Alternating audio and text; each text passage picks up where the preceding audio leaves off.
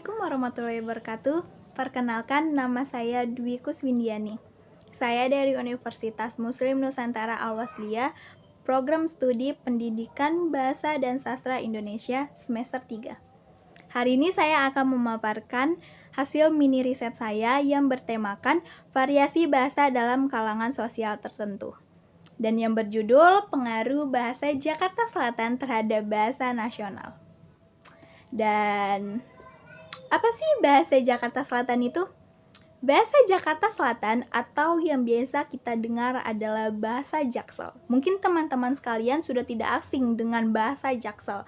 Ya, bahasa Jaksel itu muncul di dalam kalangan sosial media atau di platform-platform sosial media kita seperti di Instagram ataupun di TikTok.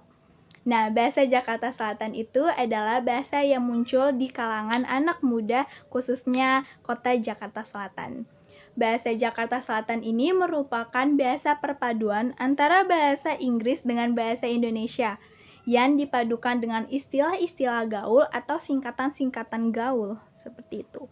Nah, di dalam bahasa Jakarta Selatan, contoh dari bahasa Jakarta Selatan adalah mungkin kita sudah tidak asing dengan contohnya adalah seperti kata overthinking. Nah, overthinking itu kan seperti kekhawatiran yang akan terjadi di hari esoknya seperti itu.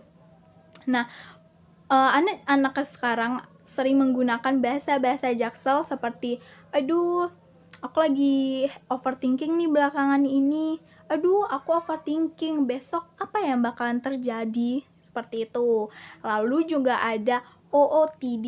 Nah, mungkin teman-teman sekalian sudah tidak asing dengan kata OOTD. OOTD adalah outfit of the day. Jika kita setarakan adalah outfit of the day. Itu adalah sebuah outfit atau pakaian yang akan kita gunakan hari ini gitu. Jadi seperti, aduh, OOTD yang cocok untuk aku hari ini apa ya? Atau besok kuliah OOTD-nya apa ya yang cocok? Kayak seperti itu. Lagi biasanya anak-anak atau bahasa-bahasa Jakarta Selatan itu juga banyak penggunaan dengan bahasa Inggris dan campuran bahasa Indonesia, seperti ketika mereka sedang berinteraksi kayak, you know lah, mungkin dia suka sama aku kali ya, atau actually dia mungkin tidak suka ya sama aku, seperti itu. Contoh dari bahasa-bahasa Jakarta Selatan.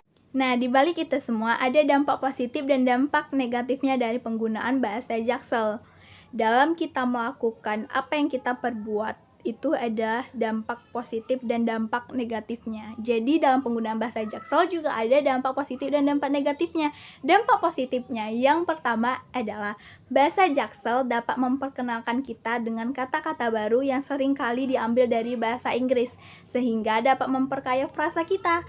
Nah, biasanya ini juga dapat mendapatkan sebuah ilmu baru atau kata-kata baru yang biasanya kita tidak pernah dengar di Indonesia atau tidak pernah dengar dalam pelajaran gitu. Tiba-tiba dapat kata baru seperti overthinking tadi. Itu adalah kata bahasa Inggris yang sebelumnya kita tidak tahu. Jadi ketika kita membaca atau melihat orang atau mendengar orang yang menggunakan bahasa-bahasa Jaksel itu, jadi kita tahu bahwa overthinking itu adalah sebuah kekhawatiran. Jadi bisa menambah frasa-frasa kita di dalam bahasa Inggris yang biasanya kita tidak bisa bahasa Inggris. Seperti itu. Yang kedua adalah penggunaan bahasa Jaksel itu dapat mendorong kreativitas kita dalam menciptakan ungkapan-ungkapan baru dan gaya bahasa-bahasa yang unik. Nah, seperti OOTD gitu.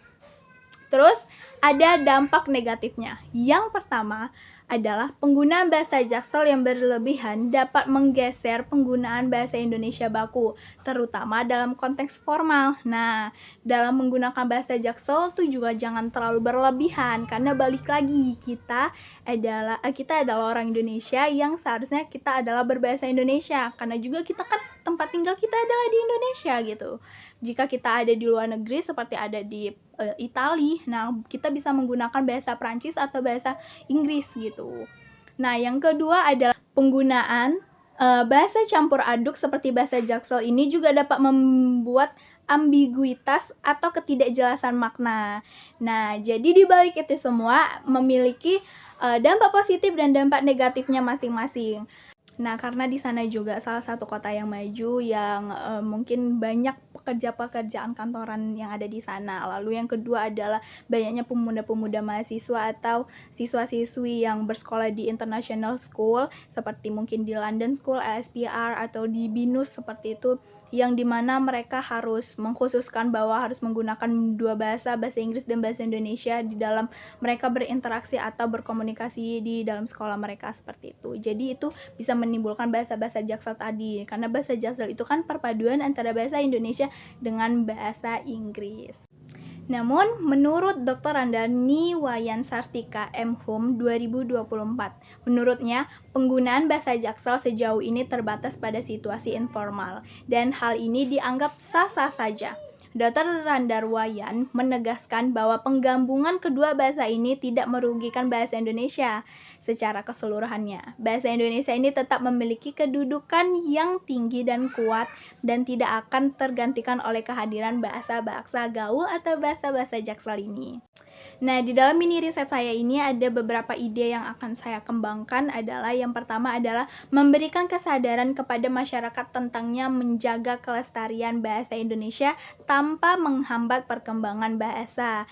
Nah, seperti kita membuat konten yang menarik atau konten-konten viral tentang bagaimana meningkatkan kesadaran tentang pentingnya penggunaan bahasa Indonesia yang baik dan benar. Nah, di dalam konten-konten ini kita bisa melibatkan beberapa influencer atau tokoh-tokoh publik kesukaannya anak-anak remaja saat ini. Jadi, memiliki daya tarik sendiri ketika mereka itu zaman sekarang itu lebih merasa ingin menonton sebuah tayangan atau sebuah video itu jika orang itu tadi itu menarik atau idola mereka gitu.